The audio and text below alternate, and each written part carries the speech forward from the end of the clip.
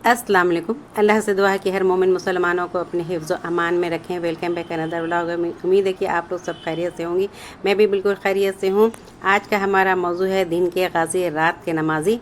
तो ये बात जब दिमाग में आती है कि जो नमाजी का बात आता है तो दिमाग में आता है कि वो बहुत नेककारों में से होंगे, जो परहेज़गार होंगे, जो दुनिया के किसी भी शिरकत यानी कोई भी प्रोग्राम में शामिल नहीं होते हैं, शिरकत नहीं करते होंगे, जो बिल्कुल अपना जो है अलग थलग एक अपना ज़िंदगी जीते होंगे। तो और ये बात सच भी है कि अगर जो सच में नमाजी या परहेज़गार नेककारों में से होते हैं वो सच में दुनिया की किसी भी परेशानियों और झमेलों में नहीं रहते। वो सिर्फ अल्लाह के लिए ज़िंदगी गुजारते हैं और अल्लाह अपने इबादत में लगे रहते हैं।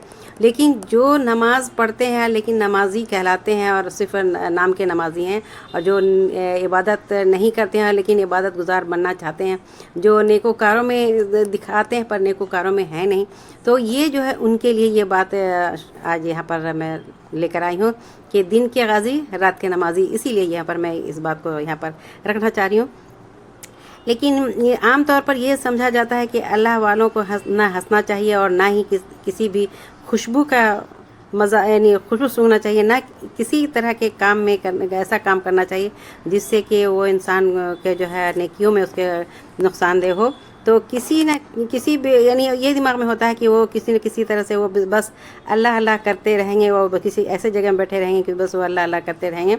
और इसी वजह से हज़रत इब्न उमर रज़ी अल्लाह ने पूछा कि पूछने वालों ने पूछा कि उन्होंने बताया कि हंसना बोलना, डर में मुकाबला करना और जो भी चीज़ है सब जो शौक़ की चीज़ है जो सिर्फ दुनियादारी के लिए है, जो खालिस दीनदार हैं, यानी जो सहाबी लोग जो सिर्फ दुनियादार छोड़ करके दीनदारी का काम में रहते हैं, तो ये नबी सब के काम करते हैं। तो अलबत्ता रात की तारीकी में अपने रब से दुआ मांगना, मुनाजात करते हैं, नवाफिल और तिलावत में मशगूल होते हैं।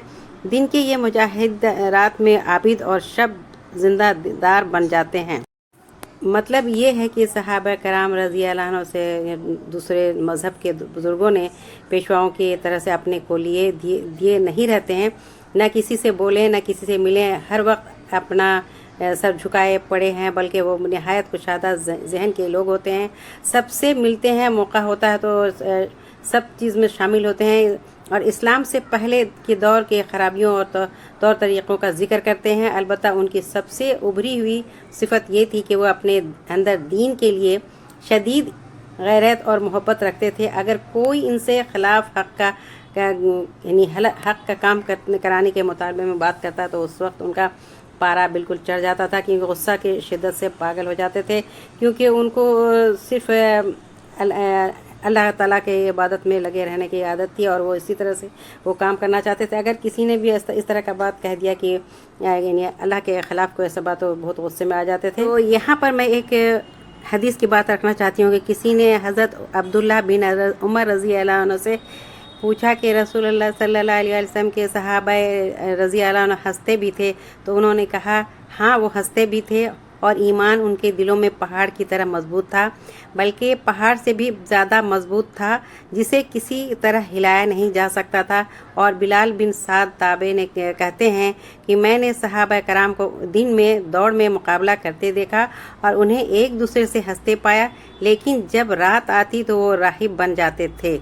हज़रत अब्दुर्रहमान रज़ी अल्लाह ने कहते हैं कि रसूलुल्लाह सल्लल्लाहु अलैहि वसल्लम के साथ हज़रात ने न तंग दिल थे और न तंग ज़हनियत के थे, और वो लोग तो अपनी मजलिसों में शेर सुनते और पढ़ते और अपनी जाहिलियत की ज़िंदगी और उसकी तारीख़ बयान करते थे। अलबत्ता जब उनसे अल्लाह के दीन के मामले में कोई मुनासिब मुतालबा किया जाता तो गुस्से में आ जाते थे, और उनके जो है गुस्से की वजह से उनका जो है बहुत आँख जो है लाल हो जाता था और ऐसे मालूम होता था कि वो बिल्कुल दीवाने हो गए हैं।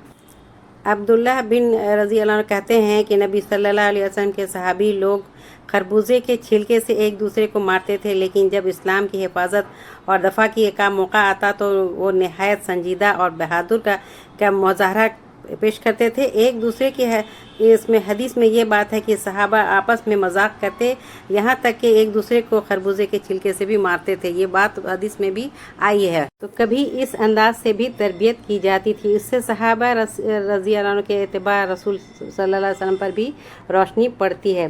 تو حضرت جابر رضی اللہ عنہ کہتے ہیں کہ رسول صلی اللہ علیہ وسلم نے اپنے محلے میں تشریف لے گئے تو چہارشنبہ کے دن تھا، وہ وہاں حضور صلی اللہ علیہ وسلم نے اپنے گروہ انصار سے کہا کہ انہوں نے کہا کہ اللہ کے رسول صلی اللہ علیہ وسلم حاضر ہیں ہم، اور ارشاد فرمائیں۔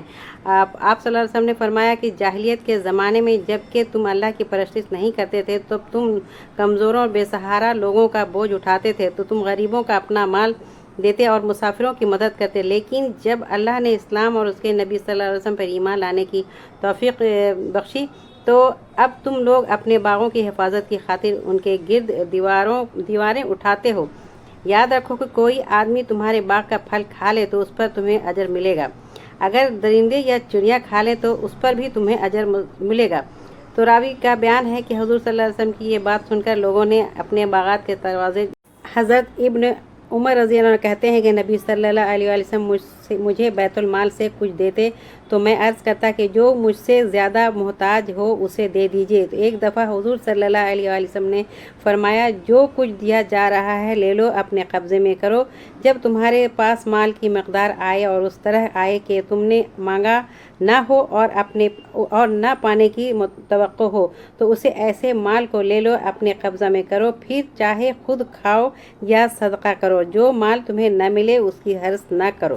تو یہ تھی حدیث کی بات۔ تو میرا جو موضوع ہے یہ ہے کہ رات میں جو ہے نماز پڑھ رہے ہیں یا دن میں نماز پڑھتے ہیں، رات میں کیا کرتے ہیں یہ کسی کو پتہ نہیں ہوتا۔ یہ نہیں سوچیں، کیونکہ اگر ہم دن میں دکھاتے ہیں کہ ہم پرہیزگار ہیں، نیکوکاروں میں سے ہیں، تو اور رات میں اگر غلط کام کرتے ہیں تو وہ ہمارا جو بھی عبادت کرتے آ رہے ہیں یا کر رہے ہیں یہ سارا جو ہے تباہ برباد ہو جائے گا۔ اور عبادت کو برباد نہ کریں اور ایسے کاموں میں نہ رہیں کہ جو اپنا بھی سر جھکے اور اللہ کے سامنے بھی سر جھک جائے۔